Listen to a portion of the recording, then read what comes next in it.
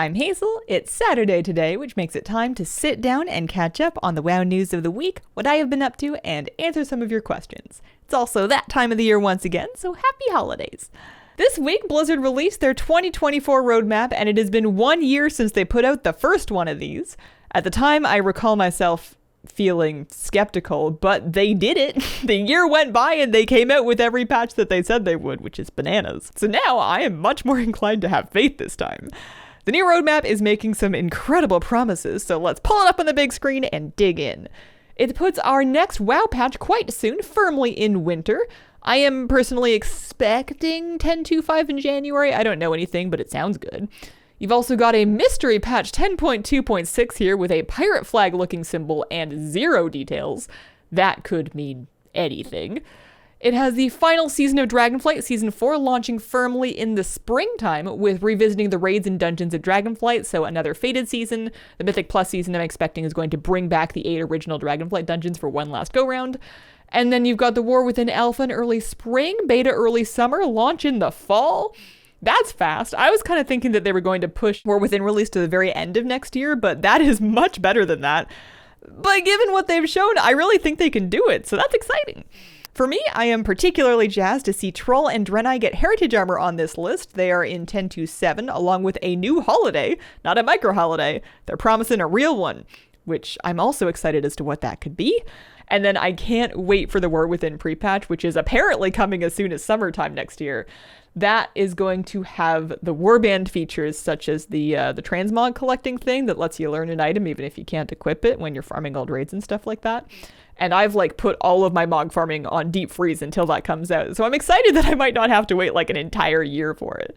This is so much content, and it sounds like they're keeping us fed next year, so I'm happy. Other things going on this week, Blizzard revealed 4 early versions of new hero talent trees coming in the War Within. They revealed 1 tree each for DK, Evoker, Paladin, and Warrior. Bear in mind that every class is going to have access to 2 trees. You'll have a choice of between 2 for your specs, so if you don't like this one, don't worry, you're not locked into it. Wowhead has those available to browse if you'd like to look through the individual talents and the things that they do. And then the next round of Trading Post items coming in January has been revealed early, with our next Fill the Bar reward being this golden mobile timepiece watch transmog, which is cool because it's unique and we haven't seen a watch before. But I am selfishly a little disappointed that it's not one of the other rewards on the Fill the Bar, because January apparently is going to have 2 full mounts, a pet, 2 full transmog sets, and a lot of really unique transmog as well. Many things that are over 500 tender. And our Fill the Bar reward is a watch that you might need to hide your gloves and bracers and sleeves and stuff if you want to actually see. I'm looking forward to it, but I don't know how on earth I'm going to make my shopping decisions with 1,000 tender and all of these things available. It does feel like they've been stacking the Trading Post more. Maybe I'm just imagining that, but it feels like it. I don't want to go back and do the math. I don't think it's going to make me feel any better. And then in my life this week, I have been doing holiday things. I have been baking. I've been spending time with family. It's been lovely. Not that I've been taking it not easy, but I'm going to continue to take it easy until January. And questions from this week. Nathan wants to know, so your guild only raids heroic and you get AOTC 5 weeks into the season. Does your guild keep farming the raid together? I'm a heroic raiding guild. Sometimes it's a struggle to keep members happy. Some people want to take a break. Some people want to push farther, etc. Curious what you do. So that is a tough one, and it's one of those things that makes me happy that I'm not a raid leader. My guild typically plays it by ear. We never touch Mythic just for us, so that means that the only question is how long we continue to farm Heroic for. And there's a couple of different things that play into that, but we sort of feel it out every tier. A few things that keep it fresh. One of them is that as soon as possible, we go from 2 raid nights a week to a 1-night clear, so that helps people keep up sort of the stamina longer if they don't feel like they have to dedicate 2 nights of their week to it. We let people start to rotate in alts, at first for the normal clear and then maybe later for heroic, as long as we can keep doing it on farm to keep it fresh for people. And then once it feels like the majority of people are ready for a break and we aren't really farming anything else specific from the tier, we just take a break. Or if we've bled so many people that we can't scrounge a raid anymore, then we just kind of call it for the tier and then everybody comes back fresh next tier. We have not raided all the way through a raid tier since like WoD. I think HFC was the last time that we did that, and that almost broke us. We almost always take a break for half or more of every patch, and we just kind of raid at the top of the season.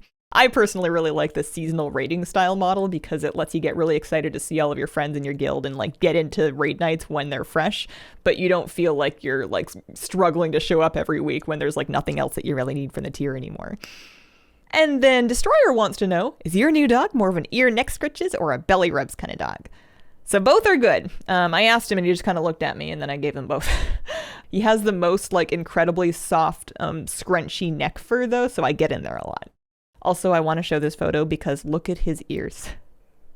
And then Magus Florin wants to know, now that all of the Dragonflight zones are out, which one is your favorite? For any variety of reasons. So I thought about it, and it feels like recency bias and kind of a cop-out, but Emerald Dream is my favorite to be in by far. It feels pretty, it feels safe, it feels like I can do the things that are there. It feels like there are not millions of caves that I cannot figure out how to get into.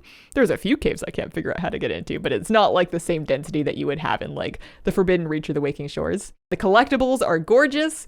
If I was going to pick one of the original Dragonflight zones, I would probably go with the Onaran Plains because they're just so breezy and open.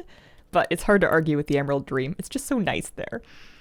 And that has been the week. Thank you very much for watching. If you have any questions for a news video, please pop them in the comments and include the word question to help me find them. I appreciate you guys. I hope you have a wonderful day and a wonderful holiday season.